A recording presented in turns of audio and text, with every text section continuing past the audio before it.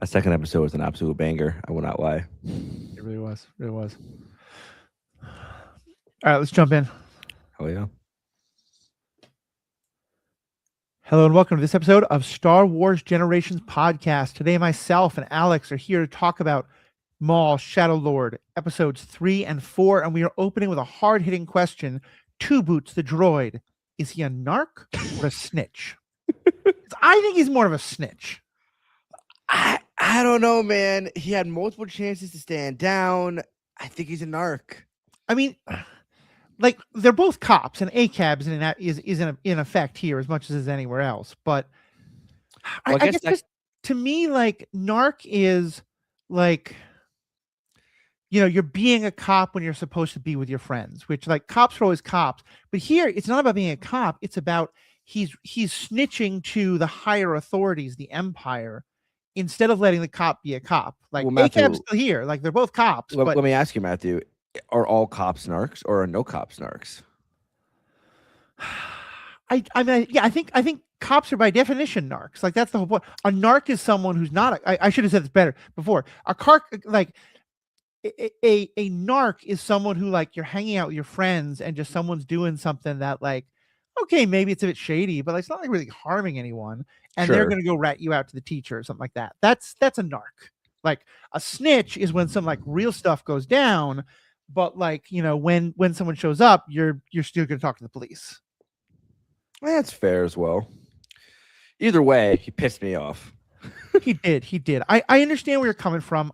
I want to, though, admit my own personal failure. And granted, you failed a little bit at this as well, but it was mostly me and Aaron because we had first shot at the episodes last week. And I realized there were two things going on that we should have called attention to. First of all, the name of the person who was the head of the rival gang that our short king took out. Do you remember what his name was? No, I already forgot.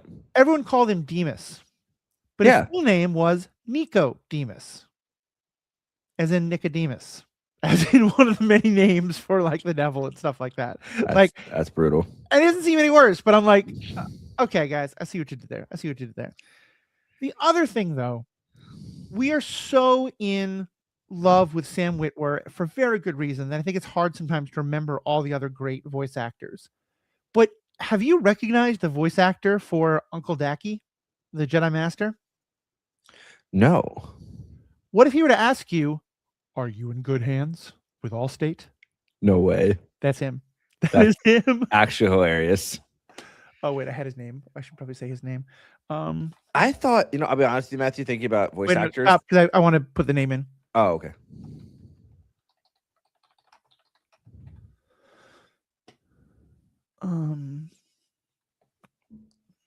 Sorry, I had this looked up and then.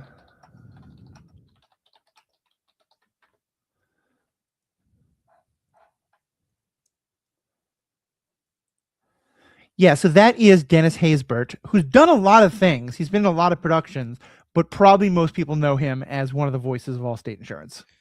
That's actually wild. I did not know that was him. Yeah. I went down a rabbit hole though because I was wrong, but I listening to Mark Krim talk, I was like, "Is that Mark Hamill?"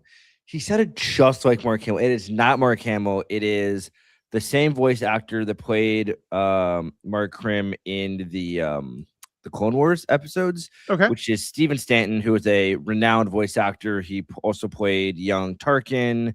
He voices many different characters, kind of just auxiliary characters, but I was convinced that it was Mark Hamill and I was wrong. So, I mean, I think there's two things there. One is that it is hard to tell voice actors apart sometimes. You know, we're focusing on the visuals and stuff like that. But the other thing is, Mark Hamill is fairly definitional in sort of like creating the modern art of voice acting. He's by no means the first, the original. There's some very incredible ones before him and a lot of other incredible ones after him. But there's a certain vocal style that he has helped to define that I think a lot of other people have mimicked to some extent, whether intentionally or unintentionally. In the same way that, like, you know, every kind of tough guy actor is to some extent like influenced by John Wayne and Humphrey Bogart and stuff like that. Sure, yeah. So yeah, it's I have definitely had others where I was like, is that Mark Hamill? No, okay, no, it's not. Because he also just Mark Hamill loves to just sneak into random little like voice, He does, yeah. auxiliary characters. It's like, wait a minute, that was Mark Hamill just as a random character. Yeah, no, it's pretty good. It's pretty good. All right, so let's talk about this episode. And I think I really got to focus on. There's a lot of good stuff to talk about, but for me, the heart and soul of this, and where it just blows me away, in the best way of like what the Acolyte gave us and what I want more to give us, Mhm. is getting to watch in real time a seduction to the dark side. Mm. Because what Maul is doing of bringing Devin in, like we've joked about this before, but I've said that like I think the Emperor, other than Anakin, is generally really bad at convincing people to join the dark side. In Yes. part because he says, "Hey, look at this trap! Look at this trap! Don't you want to step in it? Give in to your anger." And of course, Luke is like, "Oh, so I shouldn't give in to my anger. Good tip, thanks." There's some kind of like, and Palpatine did that again with some others, but with in terms of what the Stranger did in Acolyte, in terms of what we saw Sidious trying to do, and especially here, what we see Maul do with Devin, he never does that. Mhm. He just gently prods her anger, Mhm. and he forces her to question things. Like just these first couple lines at the start hit me so hard, where he first says, "I can tell that you are settled on who you believe I am. Would you like me to be that person? I am capable." That line also hit me hard. Like he's saying, like, look, I can be the villain if you want. I can be the boogeyman that the Jedi told you I was, but that's not me. And then later because again, it's not that he says, "No, I am not like you because I am going to take care of you." He just offers to take care of her. And when she's surprised, then he says, "I suppose concern about your well-being doesn't fit with what you've been told about me, but I invite you to look more closely." I mean, Maul is such like that's why I love the characters. He's so refined. You listen to him and you're almost like, wait a minute, like, is he like sane? Like, is he right?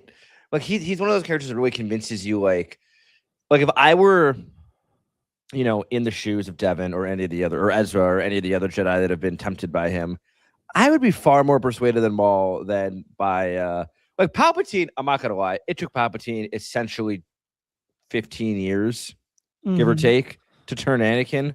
Maul is making quick work of these people. He is convincing them to at least give him a chance in a matter of minutes. Yeah. No, it's very different. I think because he's looking at what they're angry about and what they're upset about. And he does just such a good job of needling her about like, "Oh, I'm sure your master would be so proud of you if you killed me," things like that. And that whole scene, Matthew, was honestly like where like that conversation's happening. First, it's very like I'm making Cassius tea or sit together. And then it like goes on to like, she grabs the red lightsaber and it's totally dark and like the flashes. It just felt very like I don't know, like foreboding, foreshadowing. You could see her anger and like she kept like resisting it. Like, and we talked about this last week where like you were a little afraid of like, her just kind of giving in too quickly. And I'm like, oh, I don't think she's gonna give in too quickly. Like, I would not be surprised if she does not fully turn until like the 8th or 9th episode, or even maybe at the very end. I don't know. Yeah, I think especially knowing that we already have a season 2, I think we're not going to really see her as, assuming she becomes Darth Talon, which I think is a fair assumption, but by no means assured. Mm-hmm. I think we're mostly going to see that in season 2, and this is really the origin story. Agreed. Hard agree. And you talked about that, like, is he insane or what? And I think part of it is that he is 100% sincere.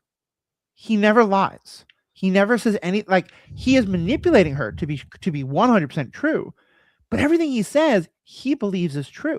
Mm-hmm. And I see this even more with his conversation with Lawson, the cop later, where he's like, "You and I should unite against the Empire." He may well be planning to screw the guy over later. That's certainly on the table. But I think he 100% is like, look, the Empire is awful and terrible. Darth Sidious is awful and terrible. Why don't you people want to work with me against this? Yeah. And then Devin's like, well, you're a murderer. And he's like, well, whatever. We do what we have to survive. Like, he genuinely doesn't seem to understand that he's the bad guy. I don't think he does. I think he continues to think he's the main character. Yeah. He's like, who cares? Like, why does it matter? Right. And like the way he says it, of like, don't we all do what we have to survive? Like, she was talking about that they should do some stealing to survive. And for him, it's like, what's the difference? And of course, for her, there's this big line between like, stealing some fruit and murder. But he's kind of pointing out, like, is there? I mean, I think there is, but like, why is that? And to be fair, I mean, like, everyone knows I defend Anakin, so I might as well defend Maul a little bit here. He does make a somewhat valid point of like, the Sith killed my mother, the Sith killed my brother. Now he is very much like, manipulating that a little bit, like, but it is true. Like, the Sith took everything from him and cast him aside. And so like, he probably genuinely believes that he is the victim in every situation. And he just does what he has to do to survive. And that is completely valid in his brain because he was, Pouchy's tried to murder him multiple times. He was cast aside. Everything's been taken from him. Why shouldn't he do whatever he has to do to survive if everyone does whatever they want to do to him? Yeah. Well, I think the way he framed that especially was so telling. Like you said, he says, they killed my brother. They killed my mother. And yes, Mother Talzin was just kind of doing her own thing. And they sent like the droid army and Grievous. Yeah, they kind of tried to take out Dooku, but fair enough. But like they sent the droids and all them to Dathomir to wipe them out. Mm-hmm. Palpatine had no desire to kill Savage, though, his brother. They went to Sidious and tried to kill him. And Sidious fought back and killed the brother and let Maul live because he was going to use him. I'm going to have to correct you, Matthew. Okay, go ahead. Sidious did get on a shuttle himself and fly to Mandalore to fight them. Sidious you're right. You're right. Yeah, I'm thinking they later. I know what you're thinking of. I think that Sidious' intention though was to kill Savage just to make Maul suffer. It was not like 100%. Yeah, it was not like I need to kill Savage. It was just this is a useless pawn. Let me kill him to make Maul miserable. Yeah. Yeah. Okay. Yeah. So I take that back. That's not the example I thought it was, but there definitely is that element. Yeah, he's crazy in that kind of way of. He has a frame of understanding the situation, and every fact is going to be twisted to fit that. But the fact is, a lot of facts already do. He's one of the only people who knows that this Emperor Palpatine, who's claiming to do everything for the good of the people, is Darth Sidious, and he knows so many things, and no one will listen to him. Mm-hmm. And it probably makes it feel crazy, honestly, and like he just wants someone to believe him and. I don't know, man. I think that I really think that like Maul is just he like his manipulations, while they frustrate me about being like, similar like I've expressed in the past, they seem to be very effective. Yeah. No, I think I fully believe that Devin may well fall to the dark side, as already kind of. Well, I'm curious if like Maul is going to kill her master, if she's going to end up killing her master. Like, I'm really curious how that because she seems very loyal to her master. I'm just like wondering where that eventually falls apart. Yeah, that's a good point. I was curious about that, especially because we talked about how in last week's episodes, we saw her being taken away and her master didn't try to stop it. Her master said, like, just, the police, the justice system will work. Just trust it, which, major eye roll. We saw her have this moment where she's watching and looks upset that instead of trying to save her, he tries to save these people on the bridge, which, I understand where he's coming from. Needs of the many outweigh the needs of the one, but still to her, it feels like, he's saving random strangers as opposed to her. I figured they were building up a major resentment there. It didn't come out in all these episodes, but I certainly think it's going to be stirring beneath the surface there. And I think that there may be another situation like that. And that's kind of what breaks her and makes her turn against her master in some way. Yeah, I actually low-key would be interested. I mean, similar to Acolyte, if she ends up killing her master herself. Mm-hmm. Master Adaki, yeah. I think it's certainly it's well within the realm of possibility. I don't think it's assured. I think Maul might kill him. I think someone else might kill him.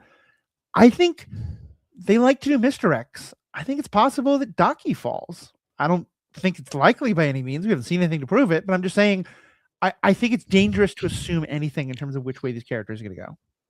Yeah, no, that's fair. I just like to make guesses and then be proven wrong. Now, one of the cool thing I noticed, the fight scenes were great. And normally I'm like, okay, it's a cool fight scene. I don't think of them as developing plot so often, but sometimes they do. Did you notice that when he was fighting her by himself, he had one hand behind his back? Oh yeah. Which is like just I mean just super disrespectful, first of all. It's just like you're nothing. Like I'm only gonna give you one hand. And also like Dooku used to do that often when he would fight Anakin. And you could tell like when things got serious when Dooku would put his second hand on his saber. Yeah. And I think that the similar vibe with Maul here is it's like I'm fighting with half of my lightsaber with one hand. Right. When he takes out the pikes, that's when he puts the two sides together. Oh, the murder of Krim. It harkened back to like episode 8, when Kylo ignites the lightsaber and kills Snoke, and I just was like, just the swiftness of like the turn the lightsaber on, flips around, basically cuts him in half, or more or less, cut him in half. But it's like, damn, bro, Maul just like he's not just savage, but he's got finesse, he got style. Yeah, he's the drama queen that Anakin wants to be. Like everything he does, he has riz, he has style points on them. And the one thing I'll say though is I don't know if he ever like gave a coup de grace, but like I have no reason to think Krim is dead, and Maul shouldn't either, because we certainly know being bisected at the waist is not a death sentence in this world. I feel like it is more the death sentence in animation than it is in live action. Yes. Well, and also part of the idea is that the hate of the dark side is what kept Maul alive. But like that's a very deliberate shot. You don't show someone getting bisected in a Maul show exactly the way that Kenobi did to him without there being some intention behind it. Fair. I don't think he's going to come back though. I think it's definitely, in my opinion, just a death, because I think it was just a plot device to kind of move forward, like his control of the pikes, I guess. But well, can I just say one more thing on Lawson? Yes. Just again, because to me, it's the hand behind the back. All of it is kind of showing like he's willing to fight her, but there are numerous times where he could kill her and he doesn't. He's basically just kind of fighting her to indulge her. And one thing I love is that, he set up this whole like, I don't know, can you escape? And in her mind, she steals a lightsaber. She does all this stuff. She fights him, and now she's going to get away. And when he just says, I'm going to need that back, Devin, as the lightsaber to me, it so clearly shows like, I let you borrow that so that we could have our little fun time of fighting. But you were never in control. You never actually stole that from me. Everything is playing out exactly as I've foreseen it, to quote another Sith. To me, that was just such a power move in such a good way. Yeah, I agree. And I mean, I think that did she actually say her name at any point? I think so. Yeah, I think that he says like, I would like to know your name, and she says it. Okay, because I forgot that she had said it, and I was like, did he like peer into her mind, or like, I don't know. But either way, I agree with you, Matthew. I think that like, and you could see that like when eventually in the next episode when he fought both of them together, he was very much like dual blade, two-handed. He was struggling. Yeah. A little bit in the fight, and it really pissed him off that he was struggling, I think. But also like he ended up injuring I still can't remember the master's name. What is the master's name? We just got Master Daki. Daki, thank you. He injured Daki the most with a kick. Yeah. Like not even his lightsaber, which I thought was a little interesting. And but as Maul was escaping, he's like, trying to hit his robotic leg, and like he's just like pissed that like this Daki character's in the way. And I honestly wouldn't be surprised, like, if I had to make a not out of left field, but a larger prediction is the Empire is now here, Matthew. Literally the next episode name is like Inquisitor or Inquisitation, something with the word Inquisit. I think the Inquisitor is going to pull up, and they're going to stumble on Daki and Devin, and probably Daki's going to sacrifice himself to save Devin. Devin's gonna go on a rage bend, hate bend, kill the Inquisitor, and then Maul's gonna just be there and be like, "Yep, welcome to the dark side." Yeah, I'm proud of you. I could see that. I was thinking a little different of that Maul might help rescue Devin, and that Ooh, but either way, I think there's definitely going to be a, that would be Maul sort of using the Inquisitors to be like, I'm not the Jedi and I'm not them. that would be so on the nose with the Ezra thing too, though. Like all the Inquisitors pull up, and Maul's just like, "Let's fight them together. I'm on your side," and then he attacks Yeah. Kanan. It would be so actually it'd be kind of funny if like not funny, but it'd be interesting if he does that, kills Daki that way, and then thinks that like he could do that again with Kanan, and that's why he tries that with Kanan down the road and fails. I mean, yeah, like often I don't want things to just repeat, especially Neither with do I. people, but I think you're really onto something there in that if he does something and it works, then of course he would think to try it again with Kanan and Ezra. Yeah, I think that's a totally great idea. So let's move on to our wonderful cop. Again, not an on the nose name, with the cop with a troubled son named Lost Son. Do we just have lacrosse in the Star Wars universe now? Like, they never named the sport his son was playing, but he was running carrying a stick that looked an awful lot like a lacrosse stick. Wait, it looked like a lacrosse stick or like those. I don't know what the hell it's called, but did you ever play as a kid with those little like you hold it and it's just a little half circle arc and you would throw the ball back and forth?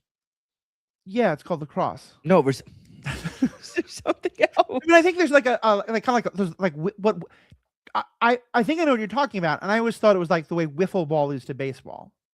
That could be it. Crescent plus. I don't even know what the heck. I'm gonna go. I'm gonna look it up. Ball thrower. Yeah. Okay. It's called scoop ball. Okay. Is what the thing I'm thinking of is called. So it looks like a cross between scoop ball and lacrosse. Yeah. According to the internet, scoop ball is directly related to lacrosse, serving as a simplified backyard recreational version of the sport. And in our lovely show Maul, it is called Botekin, which is the galactic version of lacrosse. Yeah. Okay. Cool. Also, I think the kid's in high school, and they must be in like the Botekin equivalent of Texas and Friday Night Lights, because that's a full stadium they've got. Like that is a full stadium. 300 kids and their parents sitting in the bleachers rooting on the high school team. That is everyone in this town, is coming to root for, which high school athletics can be great, support it, but that is Friday Night Lights Texas style, because that was a big stadium. And Lawson just like gets access to like the I know there's a cop, but gets access to the field basically. I was like, okay. I did roll my eyes a little bit about him having to be pulled away, because it is just such a cliche of like the cop balancing his life with his personal life with his professional life. One thing though, I rewatched episodes 1 and 2 to kind of get ready for this, I hadn't caught before, is that his ex-wife works for the Empire. Yes, I picked up on that. At one point, it's like, is that part of why you have this hostility? Yeah, and I'm curious, like, what her role in the Empire is. I'm sure that we're gonna probably like get a scene at some point where like she's come there to like help on the, the mission to find Maul, and maybe she's ISB or something. That can be a very fun, awkward family reunion scene. Do you think we're gonna get? I mean, we're definitely gonna get an Inquisitor. I think, like, for sure. Do you think there's a cameo of any kind with Maul, Vader, Palpatine, Tarkin, any of like the big Imperial hitters, or Yularen and ISB? Like, I think possibly Yularen. I think for canon wise, it can't be. I think canon wise, it can't be Vader, because we've already kind of established that like he knew Anakin, he fought against Anakin, and later, in Rebels, he sort of like makes the connection of figuring out who Vader is. And so I to me, that would get kind of into the problems of the Kenobi show of like, I don't want things kind of stuck in the middle of that relationship that make it more confused. Well, didn't Maul figure it out at the end of the Clone Wars? Because he was the one that was like, you don't see what Anakin's going to become. I have to kill him. Right, but I don't think he realized who that, like, that it was Vader himself. Like I think he knew something was going to happen with Anakin. Well, I think he knew that it was Palpatine's prized people, and I think Maul still maybe wants to kill him, but I don't know. I think Either way, the point is yeah, there's clearly so much mystery from Maul that having yes. them meet, to me, I think, and as well as we don't need to bring in Vader, but I think Tarkin is a possibility. I think Yularen is a better possibility. Yeah. Um, Palpatine on a hologram would make sense to me too. It Here's would my not question: bother who do you me get if. to voice Palpatine then? What do you mean? I mean, we've had like 4 different people do a very good job voicing Palpatine in animation. I was bringing, Ian McDermott's still alive. Let him do it. I mean, he's one of the people who did it, and he's only done much more recently. But like, get Tim Curry, you could get so many people. You could get a lot of people, and I think it would be. Again, I don't want to see Palpatine show up in person necessarily. Yeah. But like a brief under 30-second hologram transmission, or like, if there's like a pan to like, Palpatine back on Coruscant, like with an Inquisitor Yularen reporting back, and like Palpatine just like frowning that Maul is still alive or something. I think it would just be like, I'm thinking, I guess he knows he's alive, but like, I just it'd be interesting to see like a little reaction from Palpatine on his former apprentice wreaking this havoc. And I don't want anything major, but I think just a smidge would be really satisfying. Possible. I like my cameos. What can I say? So here's my question about Lawson. Should he have teamed up with Maul?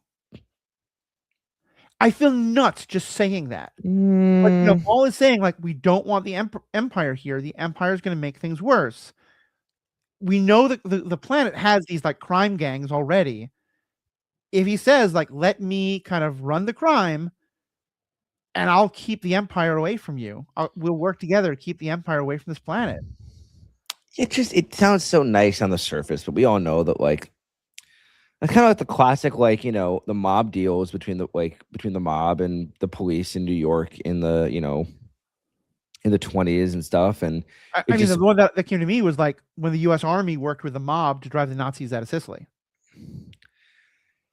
Yeah, but I just don't know, like, if Lawson and people are enough, like, they don't have enough control. The U.S. Army eventually could have, like, probably taken out the mob to some level. Like, I don't think if Lawson really wanted to, could really take out Maul. He's too, like, nimble and strategic. I think that, like, I think they both need each other in a way of, like, Maul doesn't want to keep dealing with this headache, and Lawson doesn't want to deal with the Empire. Yeah. I just think it would have ended up blowing up in Lawson's face because Maul would have betrayed him at some point. We've seen Maul betray people who are not 100% loyal to him, and even if they are, he kind of is just like, die well. You've done your part. He leaves Mandalorians to die. He just looks out for himself at the end of the day, and I would not be surprised if like Lawson jumped with him and he just left him to die. So I don't think Lawson really like lost anything majorly except for time with the Empire being off his planet. I think you're probably right. I think that there is Maul is a murderer, Maul is a killer, Maul is a villain. I don't think there's any question of that. But I do think that Maul is right, in terms of he understands what the true problem is right now.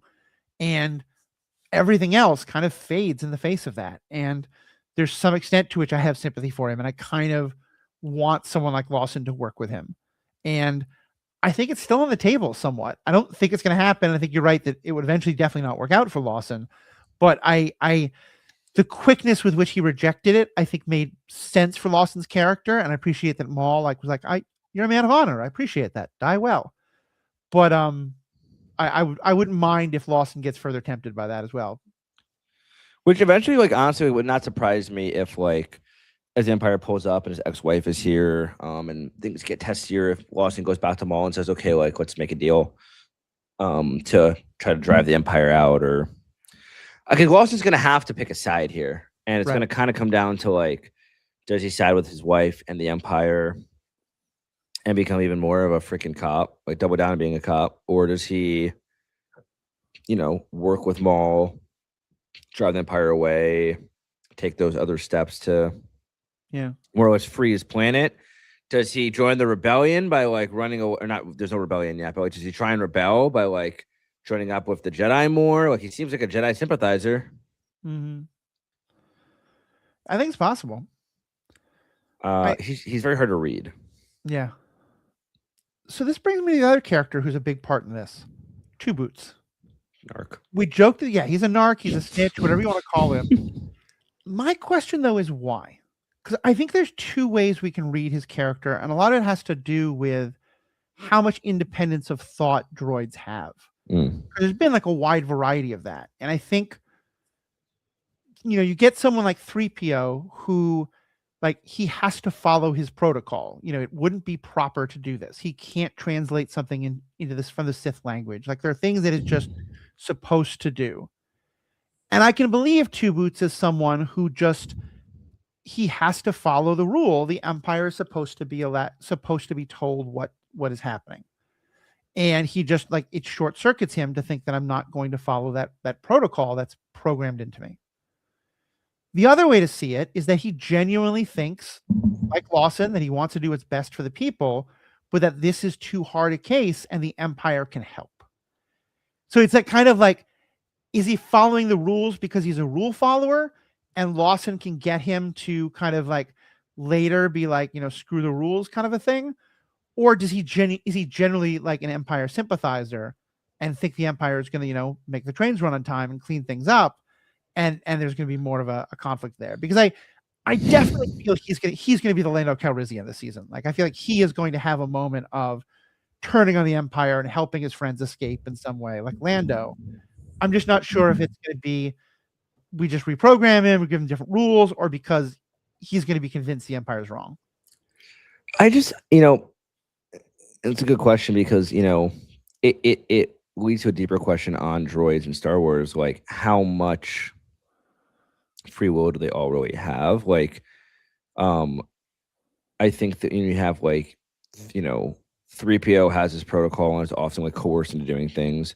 R2D2 and Chopper kind of do whatever the hell they want.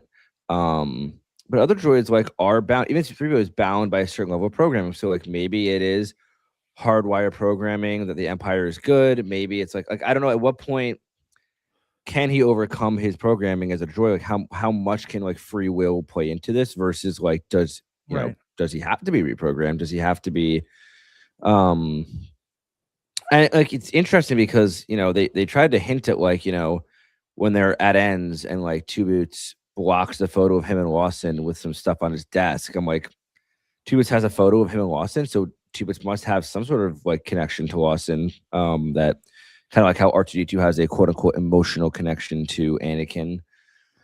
I just don't like it's always hard to know like in a droid like where the programming ends and the quote unquote emotions begin. Yeah. No, I think that's true. And I think like to me, R2D2 and Chopper are people who have a lot more freedom of thought than C3PO does. But even with C3PO, I feel like there's a difference between I can't impersonate a god, it wouldn't be proper, versus, or taking part in rebellion, is against my programming, versus I am physically unable of translating from Sith into Galactic Basic or whatever, and where does Two Boots is directed towards the Empire lie? We don't know. And I don't think we're going to get that fully explained and fleshed out, but I think it'd be interesting because do you agree with my theory that he's quite possibly going to be Orlando this season? He could. I just don't know. Like that decision being made. So something has to happen with the programming, right? Because like, I mean, K2 makes crazy decisions because of his programming change.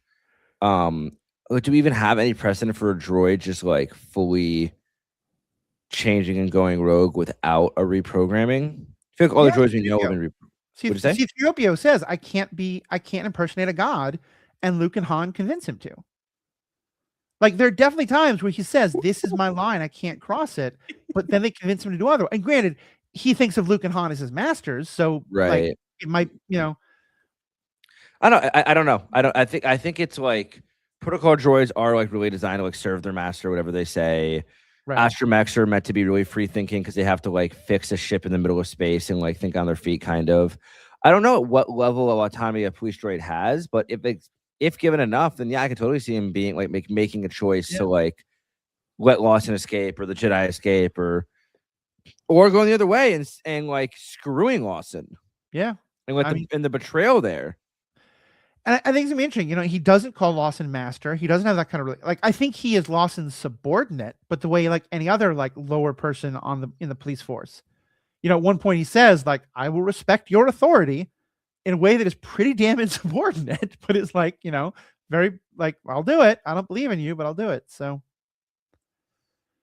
all right. Well, those are the main things I wanted to hit. Any of the last details or plot lines you wanted to dive into? I mean, I just wanted to give a little extra just desserts on the lightsaber duel between Taki Devin and Maul. I thought it was really well choreographed, really fun to watch. I watching Maul fight is always just a treat. Just seeing the expansion of the dual lightsaber style, even through animation. And I just Devin seems very devoted to Daki. Daki, that's his name. Yeah. But like you could see the anguish in her eyes, and like I think losing her very similar to Ventress, losing her master could just push her over the edge because she has lost everything. Yeah. And losing her master could be the final push needed to really bring her to the dark side. And I am very excited to see that happen. And I'm also honestly I'm very excited, Matthew, to see like where the next episode starts. The Empire getting involved on a new planet and kind of taking over will be I mean, I feel like we often see the Empire already existing on a planet. We don't get to see very often the Empire pull up to a planet early in the Clone War or early in the post Clone Wars era and just take over. We've seen it here and there, but it's just always interesting to see how quickly the authoritarian regime could just kind of set up shop and Like we saw versions of it in Andor, but I think Yes. seeing another different version of it would definitely be interesting. Yeah. So I don't know. I'm excited. I think the show has been again really, really engaging so far. And a truly worthy show. I know people were like, can Maul carry? Is this show gonna be, like what could they possibly do with the character? I've been very impressed. Yeah, me too. And I'll just say on what you said about the lightsaber fights. We've commented on this before, but especially when they fight in dark areas, the colors of the lightsaber become so definitional. And I think the fact that, when it's Devin and Daki, they're using their own lightsabers against Maul's double blade. But then when it was Devin and Maul is just toying with her. Like she's trying to kill him and Maul is just having fun. He literally has his hand behind his back. They both had red lightsabers. And just that, the number of times where her lightsaber was in front of her face, lighting up her face, showing you the anger, the rage, the dark side there. I can't say choreography because it's animated, but like just the way that they are setting up the scenes and telling the story with those visuals and using the color of the lightsaber blades to do that is just so well done and very impressive. Yeah, I'm excited to see. I think there's gonna be more fights in the coming days. I think next week we're gonna get an Inquisitor fight, which I think is gonna be really fun. Looking forward to it. All right, well, listeners, what do you all think? What are your thoughts on this? Is Two Boots a snitch? Is he a narc? Is he something else? Should Lawson have joined up with Maul? Should Matthew be thrown in the brig for even thinking about these things? How are these lightsabers fights holding up to your favorites from whatever piece of Star Wars media that is? Let us know. Write to Matthew at theethicalpanda.com or go to our show notes or to theethicalpanda.com. And there you'll find all the ways to contact us. Let us know. We had some listener feedback for episode last week. We'd love some for the kind of deeper reflections we're going to do in a couple of days. This time it'll be me and AK Ahab having fun with that. So please let us know. Thank you all so much. Thank you all so much for listening. May the force be with you. Stay classy, Dathomir. Why not?